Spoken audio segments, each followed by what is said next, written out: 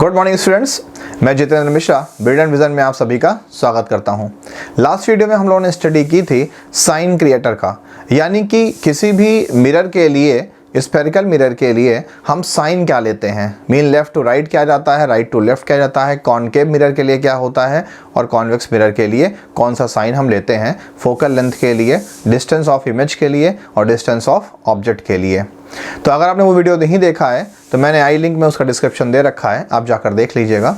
और आज के इस वीडियो में हम लोग स्टडी करेंगे image formation rule for the spherical mirror, यानी किसी भी स्फेरिकल मिरर से इमेज का फॉर्मेशन कैसे होता है और इमेज के फॉर्मेशन को लेकर के क्या क्या रूल्स हैं।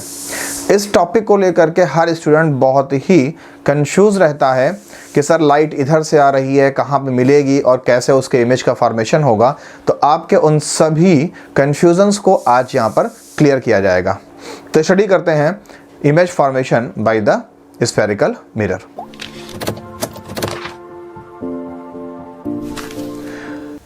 तो रूल नंबर 1 पर जाने से पहले हम लोग ये समझते हैं कि किसी भी मिरर पर, मान लीजिए कि ये मिरर हमने लिया, अगर हमने इसको आउटर से पॉलिश लगा दी है तो ये कौन सा हो गया, ये कॉनकेव मिरर हो गया, कॉनकेव मिरर। तो किसी इस, मान लो इस मिरर का ये क्या है जो बीचों बीच से जाती है, ये है पोल और ये है प्रिंसिपल एक्सिस। जो लाइन लंबी से गई है इसको हम बोलते हैं प्रिंसिपल एक्सिस। तो मान लीजिए कि यहाँ पर एक ऑब्जेक्ट है, तो किसी भी ऑब्जेक्ट से, ऑब्जेक्ट को ओ से डिनोट करते हैं, तो किसी भी ऑब्जेक्ट से कई लाइटें यानी कई लाइंस जा करके किस पर, इस रिफ्लेक्टिंग सरफेस पर गिरेंगी और रिटर्न होकर के लौट के आएंगी। कितनी भी लाइटें हो सकती हैं, बात समझ पा रहे हैं हमारी, ये इस तरह से। लेकिन हम, चूंकि हमें यहाँ पर इमेज का फॉर्मेशन करना होता है, इसलिए हम लोग बेसिकली सिर्फ 2 लाइंस को लेकर के चलते हैं और उन्हीं 2 लाइंस के अकॉर्डिंग हम इमेज के फॉर्मेशंस को समझते हैं। तो अगर आपके मन में एक क्वेश्चन आ जाए कि क्या किसी ऑब्जेक्ट से सिर्फ 2 ही लाइनें आती जाती हैं, मतलब 2 ही लाइट की रेज आती जाती हैं, इंसिडेंट रेज, तो नहीं, ऐसा नहीं है।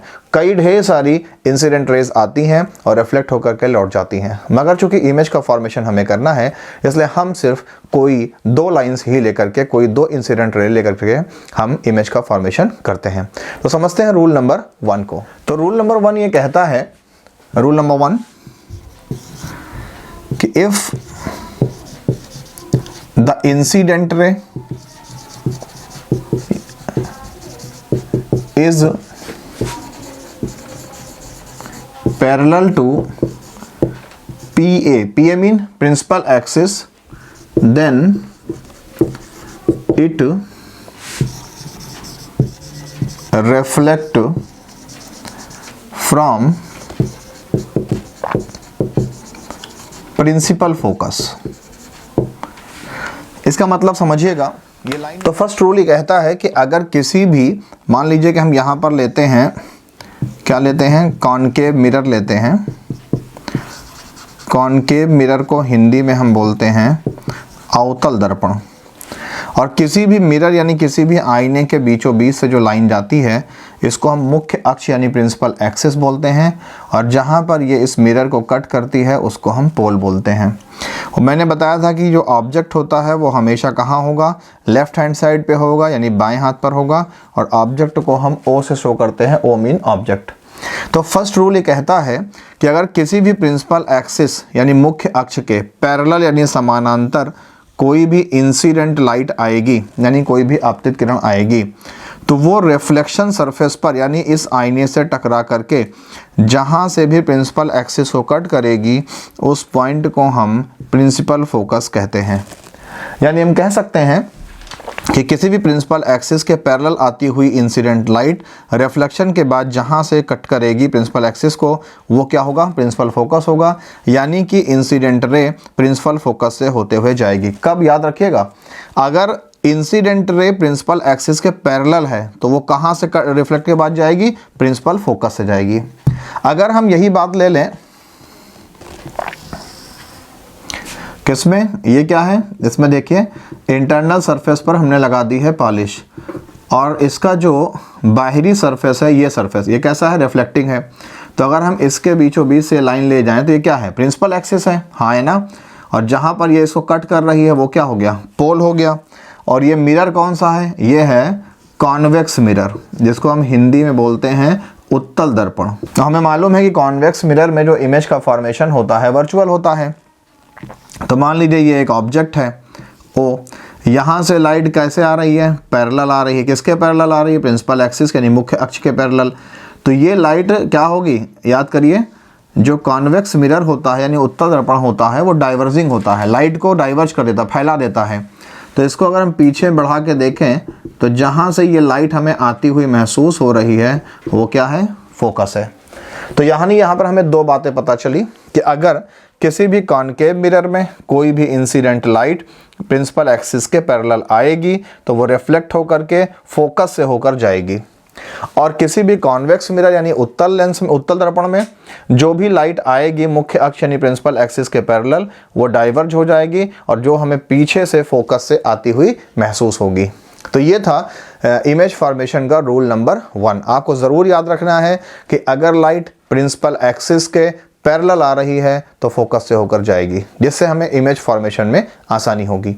अब स्टडी करते हैं रूल नंबर 2 की। सेकेंड रूल ये कहता है, रूल नंबर 2, कि if light incident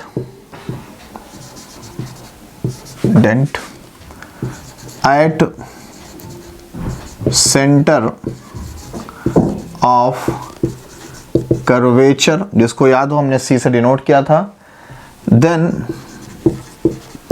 it reflect back at the same path. यानी हिंदी में इसका मतलब यह हुआ कि अगर कोई भी लाइट उसके वक्रता केंद्र यानी सेंटर ऑफ कर्वेचर से होकर के आती है तो रिफ्लेक्शन के बाद सेम उसी डायरेक्शन में वापस चली जाएगी।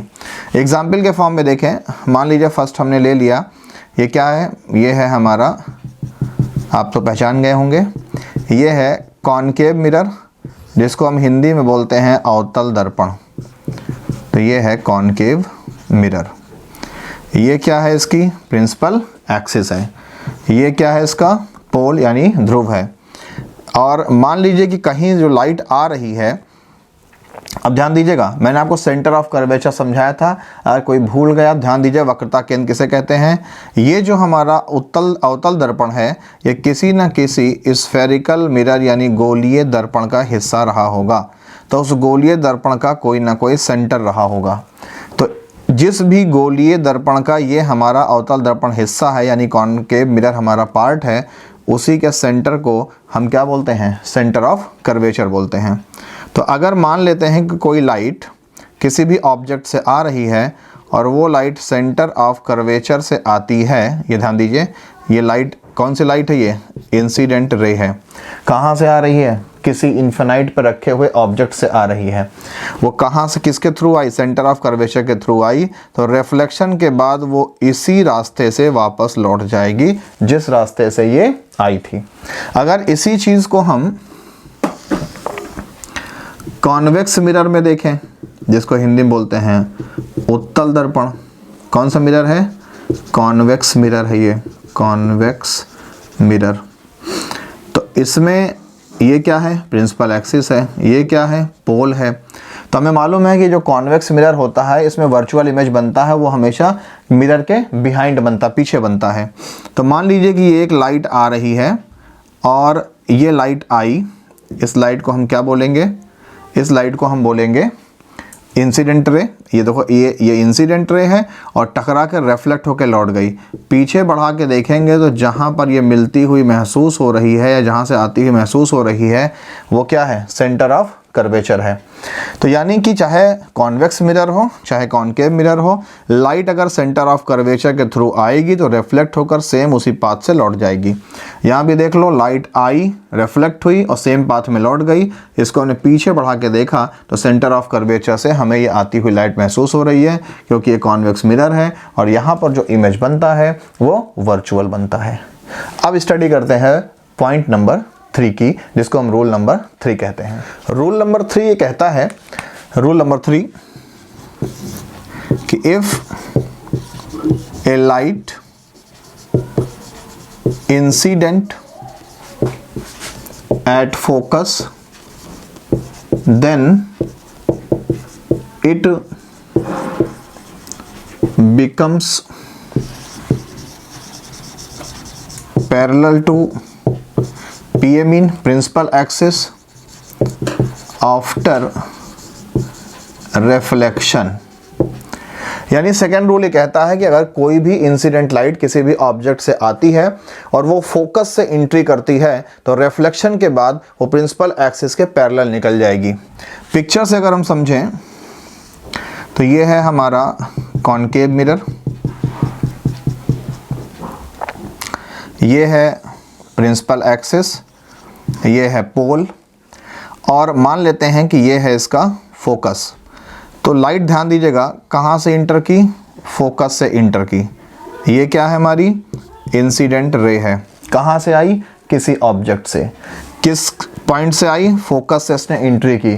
तो जैसे ही ये इस कॉनकेव मिरर यानी जिसको हम रिफ्लेक्टिंग सरफेस कहते हैं, इस कॉनकेव मिरर से टकराएगी और रिफ्लेक्ट होगी, वह ये कहाँ रिफ्लेक्ट होके जाएगी, ये प्रिंसिपल एक्सिस के पैरेलल जाएगी। ये क्या है, प्रिंसिपल एक्सिस है। लाइट कैसे जा रही है, पैरेलल, यानी हिंदी में समानांतर जा रही है। अगर इसको हिंदी में समझें तो हिंदी में बात कही गई है कि अगर कोई भी किरण, कोई भी आपतित किरण आ रही है और वो फोकस से इंटर करेगी तो रिफ्लेक्शन यानी परावर्तन के बाद वो मुख्य अक्ष यानी प्रिंसिपल एक्सिस के समानांतर हो जाएगी, यानी पैरेलल हो जाएगी। ये है प्रिंसिपल एक्सिस और ये है रिफ्लेक्टिंग यानी परावर्तित किरण। इसी को अगर हम उत्तल दर्पण यानी कॉन्वेक्स मिरर में समझें हम, मैंने आपसे कहा था कि आप पढ़िए चाहे इंग्लिश में ही, लेकिन हिंदी नाम जरूर जानिए जिससे कि आपको किसी भी के सामने शर्मिंदगी का सामना न करना पड़े। ये क्या है, प्रिंसिपल एक्सिस है। ये क्या है, पोल है। ये है प्रिंसिपल एक्सिस। अब ध्यान दीजिएगा, अब लाइट एंट्री कैसे कर रही है। तो मान लीजिए कि लाइट की एंट्री इस ढंग से हुई, ये लाइट इंटर कर रही है। तो लाइट अगर पीछे बढ़ाएं तो लाइट हमें कहाँ पर, यहाँ से आती हुई महसूस हो रही है, ये फोकस है। लेकिन रिफ्लेक्शन के बाद ये क्या होगी, प्रिंसिपल एक्सिस के पैरेलल निकल जाएगी। तो ये क्या है, इंसिडेंट रे है और ये है रिफ्लेक्टिंग रे, और ये क्या है, प्रिंसिपल एक्सिस। तो ध्यान दीजिए, इंसिडेंट रे कहाँ पर इंटर की, इसको पीछे बढ़ा के देखो तो फोकस से आती हुई महसूस हो रही है, और रिफ्लेक्ट होकर कैसे चली गई, प्रिंसिपल एक्सिस के पैरेलल चली गई। तो यानी कि कोई भी लाइट अगर कहीं भी इंसिडेंट होगी तो वो रिफ्लेक्शन के बाद अगर वो फोकस से इंटर कर रही है तो प्रिंसिपल एक्सिस के पैरेलल निकल जाएगी। क्लियर।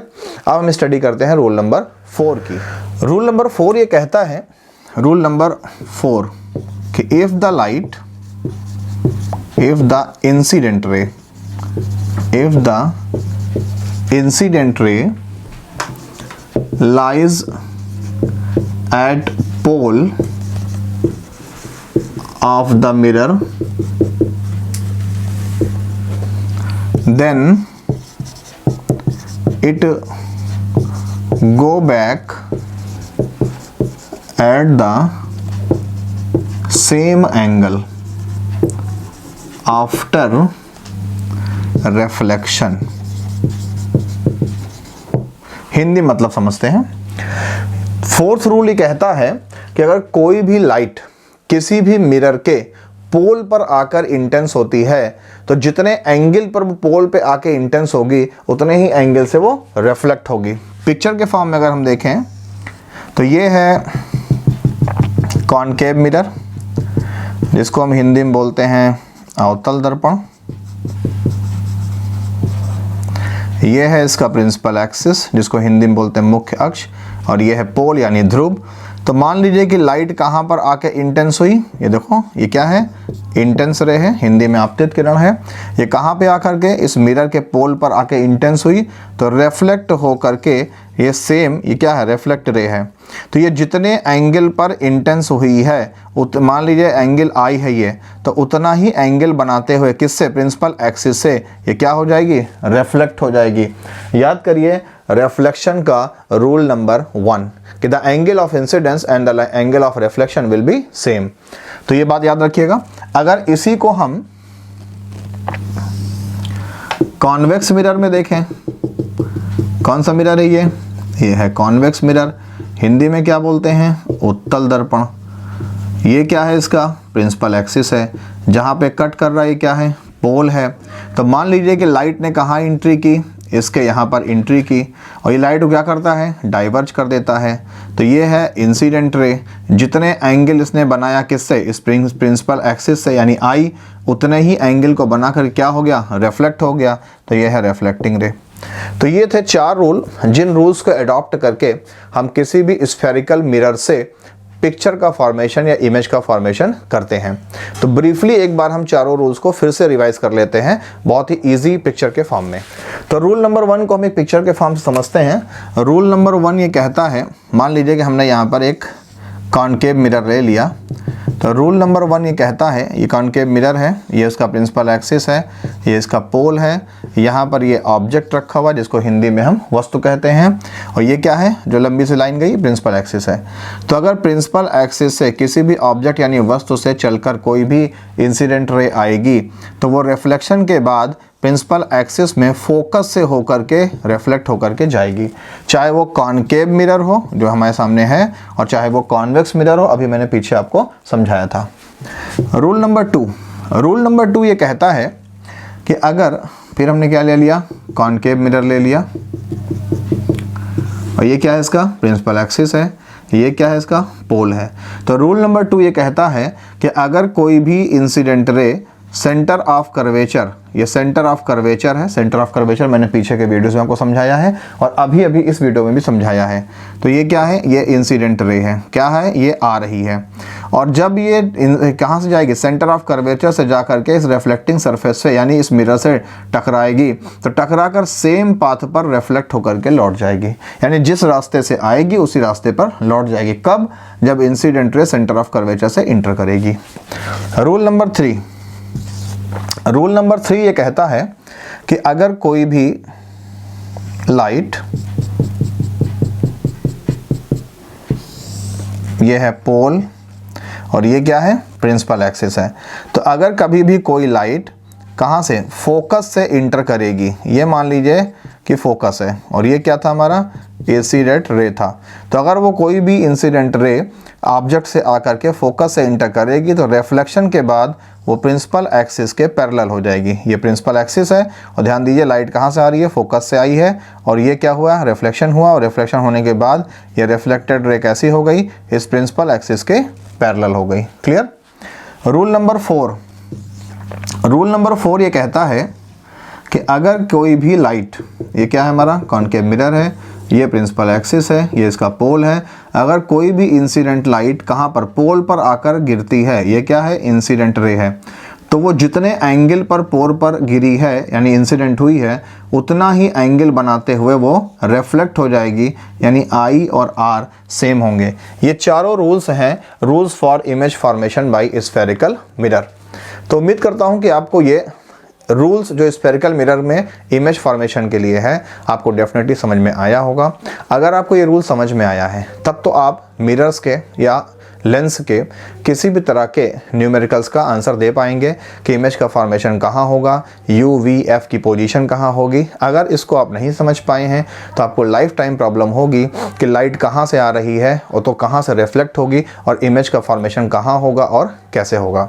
और ये सिर्फ क्लास 10th के लिए इंपॉर्टेंट नहीं है, क्लास 12th फिजिक्स का जो सेकंड पार्ट है, सेकंड पार्ट पूरा ऑप्टिक्स ही है, तो ऑप्टिक्स में ये क्लास 12th के स्टूडेंट्स के लिए भी इंपॉर्टेंट है। साथ में जो कॉम्पिटिशन्स की तैयारी कर रहे हैं जिन्हें इमेज फॉर्मेशन से लेकर के न्यूमेरिकल्स को सॉल्व करना होता है उनके लिए भी मोस्ट इंपॉर्टेंट है। तो अगर ये वीडियो आपको पसंद आया है तो प्लीज़ इस वीडियो को शेयर कीजिए, लाइक कीजिए, चैनल को सब्सक्राइब कीजिए, ज़्यादा से ज़्यादा लोगों तक मुझे पहुंचने में मेरी हेल्प कीजिए। मिलते हैं नेक्स्ट वीडियो में कुछ नए कंटेंट्स के साथ। Thank you.